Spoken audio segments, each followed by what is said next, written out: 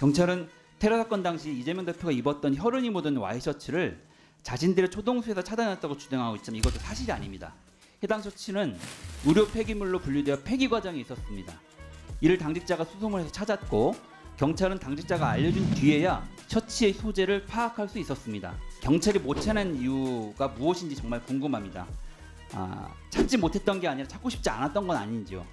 목을 찌른 사건에서 40분 만에 현장에 물청소를 한 경우가 있었습니까? 도대체 뭘 숨기고 싶었던 거고 뭘 가리고 싶었던 거고 무엇을 축소하고 싶었던 것입니까? 조력자 체포 사실은 현안 질의가 끝난 당일 오후에 언론 취재를 통해서 밝혀졌습니다. 경찰은 도대체 방조범의 존재를 언제쯤 밝힐 예정이었습니까? 만약에 언론의 취재가 없었다면 방조범이 있었다는 사실을 밝힐 계획이나 있었습니까? 천준호 의원입니다. 지난 2일 현재 야당 대표를 향한 흉기 테러 사건이 발생했습니다. 여러 가지 상황을 종합해 보면 이번 사건은 야당 대표를 살해하기 위한 목적이 분명한 정치 테러 사건이자 살인 미수 사건입니다. 하지만 이에 대한 경찰의 대응은 매우 부실하고 불투명하기 짝이 없습니다. 사건의 파급을 축소하기 위한 목적이 아니라면 도저히 이해할 수 없는 그런 행태를 보이고 있는데요. 테러범은 날이 13cm에 이르는 칼을 구입해서 범행에 용이하도록 개조했습니다. 이 사진이 범행에 사용된 칼입니다. 영상을 한번 보여주십시오. 네. 저 위에 보이는 것과 같은 종류의 칼을 구입해서 손잡이를 제거하고 칼등을 갈아서 양날의 검으로 만들었습니다. 이것만 봐도 아주 치밀하고 계획적인 그 의도가 있었다는 것을 엿볼 수 있는데요. 많은 국민들이 이런 흉기의 실태를 잘 모르고 있습니다. 왜냐하면 경찰은 해당 흉기 사진을 일부 기자들에게만 보여줬을 뿐 제대로 공개하지 않았기 때문입니다. 현장에서 기자들에게 카메라 없이 휴대폰만으로 촬영을 허용한 것으로 이렇게 나타나고 있습니다. 경찰은 테러 사건 당시 이재명 대표가 입었던 혈흔이 묻은 와이셔츠를 자신들의 초동수에서 찾아냈다고 주장하고 있지만 이것도 사실이 아닙니다. 해당 셔츠는 의료 폐기물로 분류되어 폐기 과정이 있었습니다. 이를 당직자가 수송을 해서 찾았고 경찰은 당직자가 알려준 뒤에야 셔츠의 소재를 파악할 수 있었습니다. 사건 당일 부산대병원으로 이송된 환자의 사진을 찍기 위해서 정보과 형사가 그렇게 만류에도 불구하고 사진 촬영을 했음에도 불구하고 현장에서 가장 범행과 관련된 핵심 증거물들에 대한 확보에는 소홀했던 것이죠. 의료진에게 그 셔츠를 버리지 말라고 보고만 했어도 이러한 해프닝은 일어나지 않았을 것입니다. 해당 셔츠의 상태를 보시면 1cm 열상이 얼마나 허무맹랑한 가짜 뉴스인지를 단번에 알 수가 있습니다. 다음 사진 같이 좀 띄워주십시오. 이 당직자가 찾아낸 와이셔츠를 경찰이 못 찾는 이유가 무엇인지 정말 궁금합니다. 찾지 못했던 게 아니라 찾고 싶지 않았던 건 아닌지요. 이 사진 또한 경찰이 제대로 공개하지 않았습니다. 일부 기자들이 휴대폰으로 사진을 찍을 수 있게끔만 허용했습니다. 사진 보시면 왼쪽이 이 셔츠의 전체 모습이고요. 오른쪽이 이 셔츠 옷깃으로 칼끝이 들어간 그 장면들을 그대로 이제 보여주고 있습니다. 만약에 저 옷깃이 아니었다면 정말로 현장에서 끔찍한 일이 벌어지고 말았을 것입니다. 아직도 인터넷에는 이재명 대표를 찌른 것이 흉기가 아니라 나무젓가락이고 종이칼이었다는 음모론이 난무하고 있습니다. 그리고 처음 이 시작은 1cm 열상, 경상, 과도, 출혈량 적은 상태라고 했던 경찰의 허위 보고로부터 시작된 것입니다. 윤희건 경찰청장은 해당 문자를 발송한 것은 국무조정실 산하의 대테러센터라고 책임을 미뤘지만 확인해 보니까 조정실에서는 경찰청이 전파한 문자를 그대로 재전송했을 뿐 해당 문구를 작성한 것은 경찰청이었다는 것으로 답변을 한 바가 있습니다.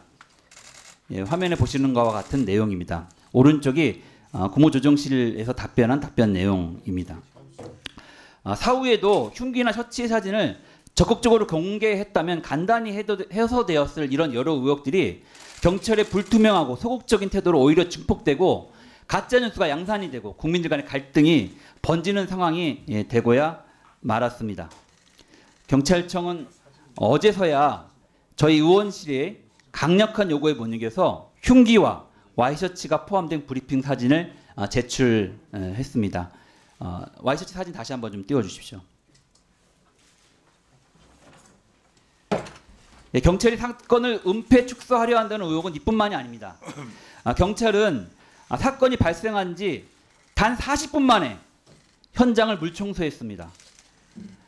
아니 목에 칼을 맞은 제1야당 대표가 응급처에 실려갔는데 그분의 생사가 확인되지도 않은 상황에서 이 사건이 살인 미수 사건이 될지 살인 사건이 될지도 결정되지 않은 그 상황에서 경찰은 왜 현장에 모든 증거가 확보됐다고 하면서 현장에 물청소를 시작한 것입니까? 여태까지 대한민국에서 벌어진 살인의 의도를 가지고 칼로 흉기로 목을 찌른 사건에서 40분 만에 현장에 물청소를 한 경우가 있었습니까? 물통과 그리고 걸레를 갖고 와서 청소를, 그것도 현장에 있지 않은 장비들을 순찰차로 동원해서 현장을 청소한 이유가 도대체 뭡니까? 도대체 뭘 숨기고 싶었던 거고 뭘 가리고 싶었던 거고 무엇을 축소하고 싶었던 것입니까? 묻지 않을 수 없습니다. 과연 누가 국민들에게 의혹을 주필하고 국민들을 분열시키고 갈등을 조장하고 있는 것입니까? 경찰은 시민 다수가 이용하는 장소인 점을 고려해서 현장을 정리했다고 합니다. 언제부터 경찰이 이렇게 시설물의 관리자도 아닌 경찰이 누구의 지시로 이렇게 현장을 물청소하고 관리에 적극적이었는지 도심의 책임까지 지게 된 것인지 묻지 않을 수 없습니다. 물론 경찰이 이례적으로 서둘러 현장을 정리했다는 점에서 어떻게든 사건을 축소하려고 했다는 의혹을 갖지 않을 수 없습니다. 의심을 지울 수가 없습니다. 게다가 경찰은 지난 7일 조력자라고 불리는 방조범을 체포해 놓고서 이를 숨기기까지 했습니다. 방조범 체포 다음 날인 8일 날 바로 이 자리에서 경찰청장을 불러서 행정안전위원회에서 이재명 대표 테러 사건에 대한 현안 질의가 있었습니다. 하지만 그날 그 당시 8일 날 경찰청장은 방조범의 체포 사실을 국회에 보고하지 않았습니다. 도대체 왜 그런 겁니까? 조력자 체포 사실은 현안 질의가 끝난 당일 오후에 언론 취재를 통해서 밝혀졌습니다. 경찰은 도대체 방조범의 존재를 언제쯤 밝힐 예정이었습니까? 만약에 언론의 취재가 없었다면 방조범이 있었다는 사실을 밝힐 계획이나 있었습니까? 묻지 않을 수 없습니다. 지난 10일 경찰은 이재명 대표 테러 사건에 대한 수사 결과를 발표하면서 끝내 테러범의 당적과 변명문을 비공개했습니다. 신상도 비공개했습니다. 어제는 보도자료를 직접 내서 당적과 변명문을 비공개한 것은 법적 근거에 따른 것이라고 항명했습니다.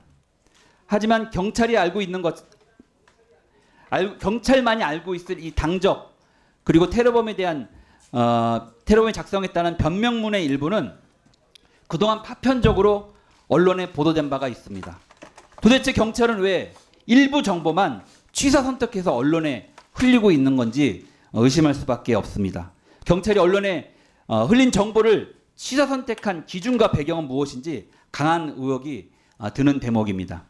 또한 당적 그리고 변명문 그리고 테러범의 신상은 그 사안의 중대성에 비춰봤을 때 공익적 필요성이 반드시 있는 것입니다.